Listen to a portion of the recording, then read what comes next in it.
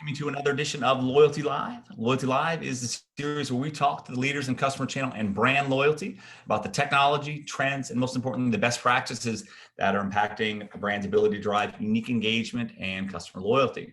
Today, we have the pleasure of speaking with Tom Madden. How are you, Tom? Great. Thank you very much. And thanks for having me. Can you talk to us a little bit about ICF Next, the organization, what you guys do, how you do it? Sure. ICF Next we're kind of a unique player in the loyalty space because we cover everything from the brand and the digital aspects, but then true full-on loyalty. Our loyalty team we're full service and where we focus on everything from strategy and design and analytics and communications all the way through to the platform. We have an award-winning platform called Tally. It's recognized as one of the best solutions in the space. And perhaps what's different from some others out there is we're part of a much larger consulting firm with a huge mix of capabilities in travel and energy and healthcare and the environment and cybersecurity and digital transformation. So ultimately, we believe that brands can be much more than a great experience, that they can really lead their customers to full-on participation.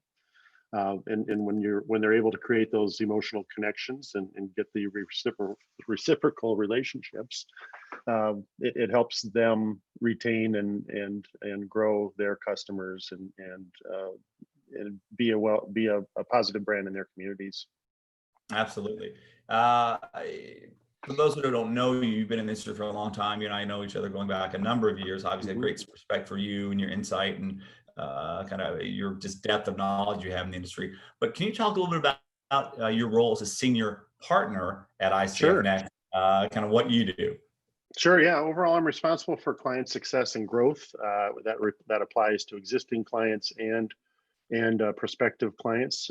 Each of us have a foot in existing clients to be sure we're helping there, but then also we can bring new ideas to the table for our clients.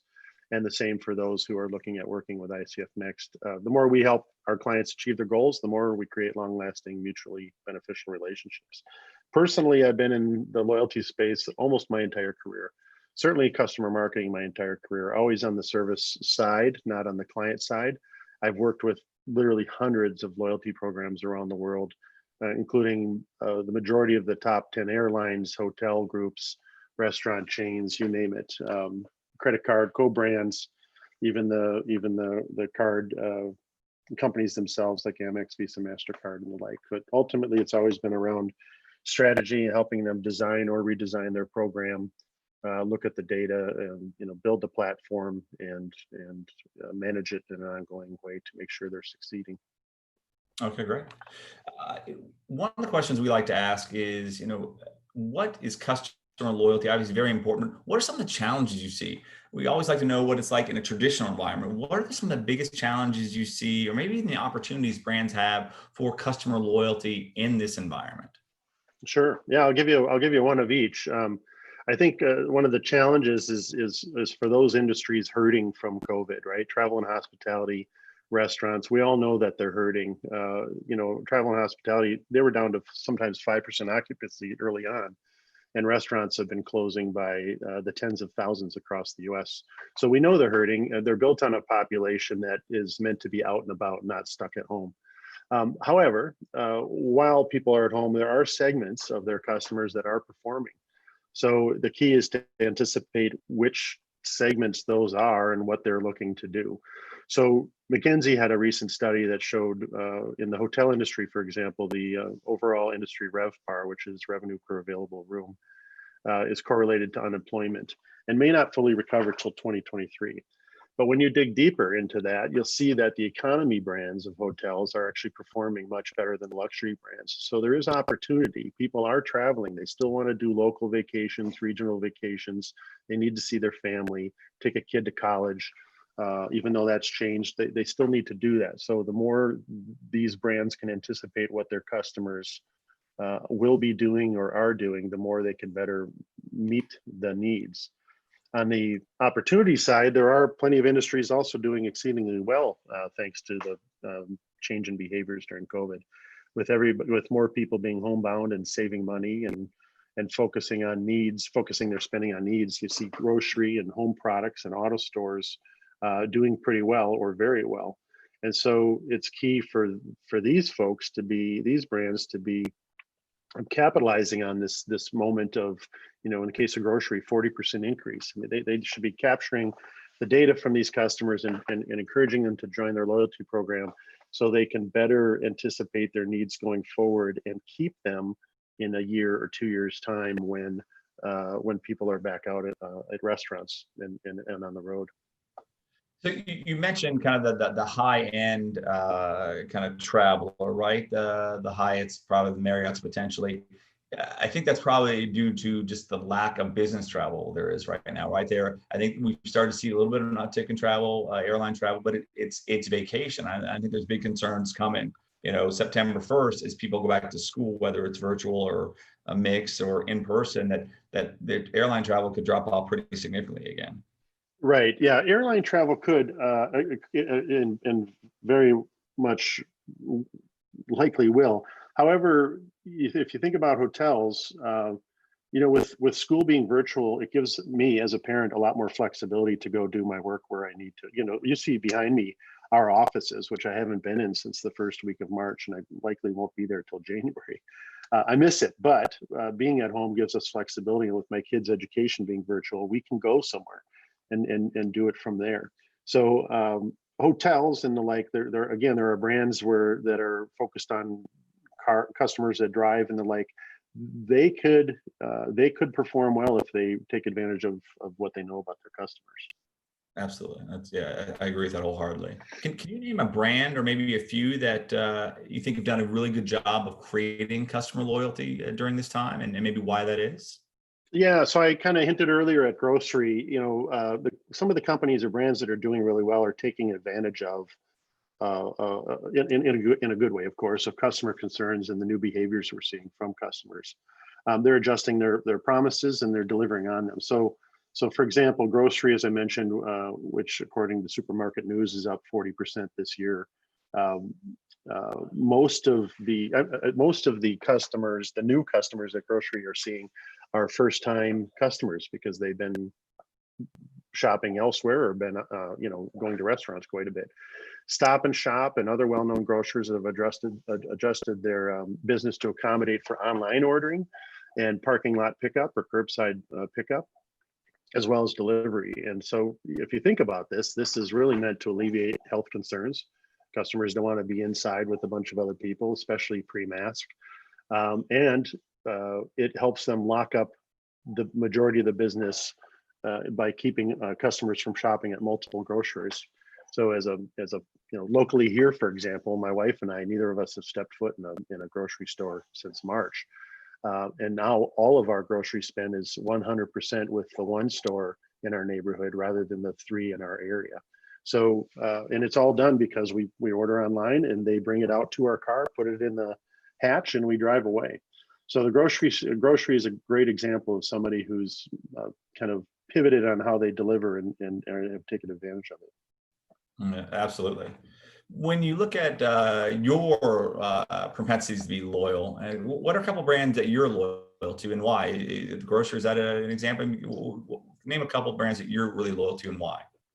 Sure. Yeah. I'll give you one that unfortunately, when you ask this question of 5 people, you're going to get the same answer from 4 of them. So my first answer is going to be one of those. My second answer perhaps is slightly different, but my first answer would be Apple. While I know it's popular for everybody, it's absolutely true for me too. They're innovators in both product and service. They're the only company I buy extended warranty from, and it has paid off multiple times over. They have so many options for product and for care and for help. And if that's not enough, they kicked out a really killer credit card product earlier this year, late last year. I've drawn a blank now. But we know that they don't really discount their products once in a while. Some outdated, some models that they're pushing out, they might, but yet the card gets me 6% back on when I'm buying with them. So I love them. But I'll give you another example that's perhaps a little less obvious, and it's not rooted in any sort of a loyalty program per se, but Ryobi, which is the maker of power tools. I think they're extremely innovative. They know where they make their money. It's in batteries. And so their products are darn near free when you know how to shop for them. It's the batteries you're paying for, and the batteries are fantastic. The breadth of their offering across all the home improvement, all the landscaping and your garage needs, it's fantastic. I bleed lime green. I love these guys. Well, that's good. Good to hear that that you're loyal to them. Obviously, the tools have come a long way, especially the cordless ones. When you look at COVID, some of the impacts that your clients have talked about, obviously you run a lot of hospitality clients, hotel clients. What are some of the other challenges that you've seen during COVID? Is it the rapid transformation to buy online, pickup, in store or curbside pickup? And we've heard that from a number of brands, right? Just the speed at which they have to transform has been really, really difficult. And we just did an interview with Sleep Number. It was up in your neck of the woods in Minnesota earlier in the week, and talk about their transformation, right? What are you seeing, the needs and the transitions, and most importantly, how are you helping them through that process? Right. Well, it's a good question. And at the beginning of this, I mentioned that ICF Next is strong in travel and hospitality and in retail and restaurants. Well, guess what? We know that those are the most damaged industries at the moment, thanks to COVID. So we understand the pain these companies are feeling. We focus on the customer first, and that drives how we partner with our clients to help them achieve their objectives. So it drives the strategies we put together for them, and ultimately so they can retain and grow with their customers. We came into 2020 with a strategic priorities, all in coordination with our client goals, and that was about giving the best customer experience to continue to drive transactions or action. But COVID put a screeching halt to all that, and so everybody had to pivot 100% to focus on client needs and what are now imperatives. So while early on we focused on customer satisfaction to drive loyalty, since March the focus has been on customer comfort and assurance and their well-being and security to maintain the loyalty now and for when they're ready to get back on the road and transact again. So we know that once they feel comfortable and their most basic Maslow needs, if you will, psychological health and safety needs are met, then they can start to be interested in what we can bring to them in terms of offers that are most fitting and most helpful to their needs. So, early on in this process, that means you as a member of a lot of these programs saw that the smart brands extended your current status through this year and well into or through all of next year. You saw cleanliness initiatives on airplanes and hotel rooms and car rentals and rail that you hadn't seen before. Hilton, for example, partnered with Lysol and Mayo Clinic. These are the gold standard in cleaning and healthcare. And if that's really meant to address clean rooms, and B, alleviate some of the angst and the like that customers will have, so they will come back and start thinking, okay, where can I go next? And I for sure want to stay with these folks because they're taking care of my basic needs. That's awesome. Budgets had shifted, as we've mentioned. People have put out some long-term projects, maybe some short-term quick wins projects. But then we've heard a lot of people that some of the big investments they wanted to do, they did it during the downtime. So what are you seeing? Are people looking at data differently? Third-party data, zero-party data? What are you seeing maybe from a technology requirement perspective right now, or interest in? Yeah, so it definitely,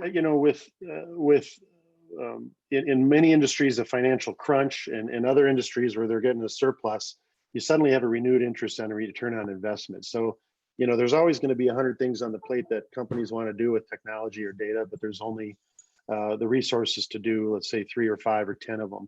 And of those, what are going to have the biggest bang for your buck? And I'll tell you, that's been the primary focus. So all sorts of things that that clients have been asking about and asking for have gone to the wayside while new things have stepped up. And it is definitely partially focused on very specific data-driven insights, very specific technical adjustments or evolutions to the platform, for example, to help them with some of their new needs. But again, all the needs are still based on making sure customers are comfortable and feel safe, and that they know these brands can serve them whatever they're doing right now. If they're at home, there's ways you can interact with restaurants. If you're on the road, there's ways you can safely interact with restaurants.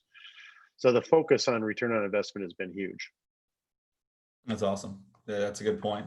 Where, when you look at brands who are wanting to improve their customer loyalty experience, best practices, drive deeper customer loyalty, are there a piece of advice? Is there a piece of advice, or maybe two pieces of advice you would give to them, cognizant of where we are now, cognizant of the industry, that can really help them kind of drive that deeper connection to the customer? Yeah, a couple things. One is I think about, I mentioned, I mentioned the companies like, for example, Hilton, looking at partnering to make the best cleaning regiment they can possibly be out there. Mentioned grocery stores pivoting from me being in the store to ordering online, and just it shows up in my car. It's nice. You think of Uber, whose core gig was rideshare, and they're down 70 some odd % this year. But their side gig, Uber Eats, is up 113% last quarter alone. So companies that had side gigs that they can kind of turn into core gigs successfully, that can help them at the minimum survive, and at the maximum become a new primary revenue driver for their business. But I also looked to, there was something from Ripe Insurance out of the UK, where they looked at 50% of the residents of the UK this year planning on staycations or regional, meaning within the UK, vacations this summer, and only 10% going to Europe, which is almost an exact flip of previous years. They also pointed out these people who responded wanted to try new things: paddleboarding, archery, rock climbing, things like that. So this not only means good things for the UK economy, because all that spend is going to stay within the countries, but it also provides brands an opportunity to capitalize on this kind of information. If you're anticipating what your customers are going to do ahead of when they do it, you can then better position through your data-driven insights, and by utilizing your loyalty customer segments, you can better bring the most relevant and specific offers to them to help encourage them to transact with you instead of one of your competitors. So, I guess the short answer, two things are data-driven insights and customer segments. The customer segment has never been more important than it is today. That's very interesting. So there are customers kind of transacting. follow-up question that we always like to ask, kind of the CMO challenge question, we call it. If you could ask a customer, if you could ask a question, what would that question be? Well, so I do think right now it's a lot more about it's a lot more than experience that matters. It's really about participation. So the question I would ask is, what do your customers love about you? What is it they actually like about you? Is it your brand? Is it the products? Is it the perks you offer? If you can answer that question, then you're on your way to retaining your customers through this pretty grueling time. But it'll help keep you focused on the customers, so you're able to anticipate their needs and provide what they need when they need it. Okay, great. I think that kind of that what you feel what's next is for customer loyalty is kind of being able to anticipate, getting personalization right. What is next? Well, so everything's changed. How we transact has changed. How we're behaving on a daily basis has changed. Our world has gotten a lot smaller. I think there's going to be a greater focus in loyalty on the most valuable and the most potentially valuable customer segments. And so this doesn't mean we throw the baby out with the bathwater. It's not that we don't pay attention to all customers that transact with the brands, but there is already limited spend, limited marketing spend, limited technological spend as budgets have tightened. And so the focus, as I mentioned earlier, is going to be, it's wickedly sharp on ROI. If there's not a really good ROI, it doesn't matter how good the idea is. There's too many other ideas that are better, and so I think the ROI is going to help keep the loyalty marketers focused on obtaining, retaining, and growing their best customers, or their customers with the best potential. Okay. And the last question I have for you: what can we as an industry do, or maybe what can Loyalty360 do to kind of help elevate the discussion? We're moving doing more industry reports, trying to help brands look at and select the right technology providers. What else can we do as an industry to help, with that process, to help elevate the focus on customer loyalty? So I think it's a great question. So I'll answer through how our organization interacts with you guys, because you guys do a great job on those reports. These live events, I love watching them. It's great to see what friends and former colleagues in some cases, and competitors and other companies that we don't even interact with. It's great to see how they're thinking and what they're thinking about. It's tough. This is a tough industry for you guys as well, right? There's a lot of us are used to meeting in person a couple times a year and talking about great ideas and new strategies, and No we're not able to do right that. now. Right. There's no conferences. So these live events and the kind of information, the reports and the things that you're sharing through your membership are helpful, right? I mean, we're looking for ideas, and I can't interact with 20 people at a conference now. I've got to find it through research, and I think what you're doing there is fantastic. All right, great. Any last kind of tidbit of insight, or kind of wrap this up? Anything that you're seeing that's of interest? Well, I'll say it's we're in the last bits of summer, and so I'm hoping everybody's just getting outdoors, even if it's in their yard or their local park. Just getting outdoors and make sure you're taking care of your health first.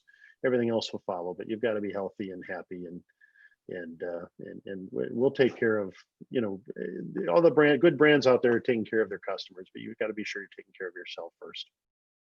Amen to that. I'm a big fan of trying to stay as healthy as you can. So that's good. Well, I appreciate the time you took today to talk to us, Tom. It was great to hear about what you guys are doing. As you mentioned earlier, you guys are doing a great job with your clients. And as we've started to go through this first industry report that we're doing, just your customers rave about what you do. I think you have a good blend of a tally platform, which is very solid, very easy to use, very configurable. And you also have a great deal of acumen and strategy. You have people like you and others on the team that just have a kind of a deep level of industry experience, and that's a hard thing to find, I think, to have that combined strength like that. So we appreciate everything you do, and look forward to hearing more from you throughout the year.